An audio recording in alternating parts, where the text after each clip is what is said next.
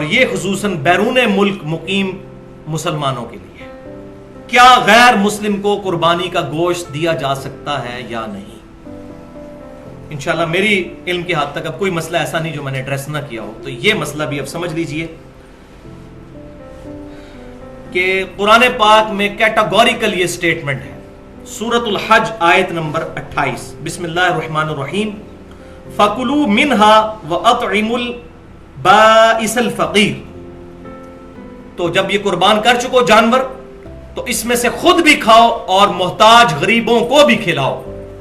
اب اس میں غریب مسلمان ہے یا غیر مسلم، اس کی کوئی تفریق نہیں، اور نہ ہی کسی حدیث کے اندر یہ تفریق آئی ہے۔ تو اپنی طرف سے شریعت سازی کرنے کی ضرورت نہیں، بلکہ تالیف قلب کے لیے، جس طرح ہمارے پاکستان انڈیا میں بعض اوقات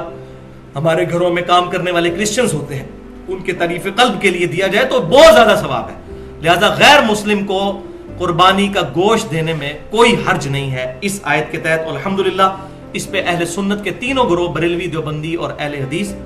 اور اہل تشیع بھی متفق ہیں۔ بعض ہمارے جو بریلوی اور دیوبندی علماء ہیں انہوں نے تھوڑی سختی کی ہے کہ نہیں، یہ چونکہ واجب عبادت ہے، ہاں صدقے والی عبادت ہو تو آپ دے سکتے ہیں، واجب عبادت میں نہ دیں۔ لیکن ان کے پاس ماشاءاللہ دوسرا ٹول بڑا اچھا ہے،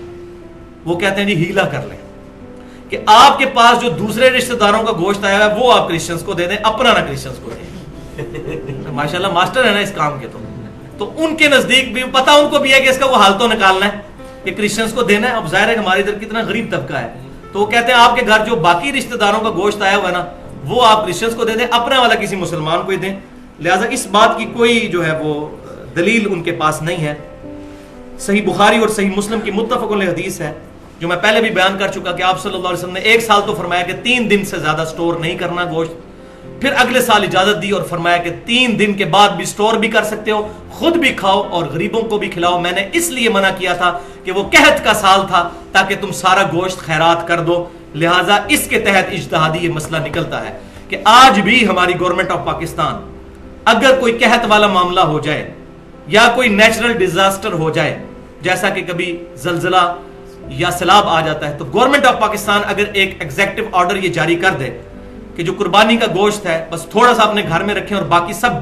گورنمنٹ کے پاس جمع کروائیں تاکہ ان غریب لوگوں تک پہنچایا جائے، تو یہ بالکل جائز ہے، یہ کیا جا سکتا ہے ایگزیکٹو آرڈر کے طور پر۔ تو اور الحمدللہ یہ کام کر رہے ہیں، ہماری جو تنظیمیں جتنی کام کر رہی ہیں، چاہے عیدی والے ہوں یا اس طریقے سے الخدمت فاؤنڈیشن والے ہوں یا فلاح انسانیت جو جماعت الدعوہ والوں کی ہے، ان سے ہمارا اختلاف اپنی جگہ جو ہے، لیکن جو اچھی بات کسی کی بھی اس کی تعریف کرنی چاہیے۔ تو یہ جتنے لوگ یہ کام کر رہے ہیں یہ وہی کام تو کر رہے ہیں، اور میں الحمدللہ میں بھی یہ پچھلے کئی سالوں سے قربانی ڈائریکٹ انہی لوگوں کو ہی دیتا تھا، گھر میں نہیں، کہ جو لوگ زلزلہ زدگان کو یا اس طریقے سے سیلاب زدگان کے لیے وہاں قربانی کرتے تھے اور ان کو سارا تقسیم کر دیتے تھے۔ تو لہٰذا یہ معاملہ ہو سکتا ہے، اس کی اجازت ہے۔ تو یہ الحمدللہ ایشوز جو ہے سارے قربانی کے حوالے سے کنکلوڈ ہوئے۔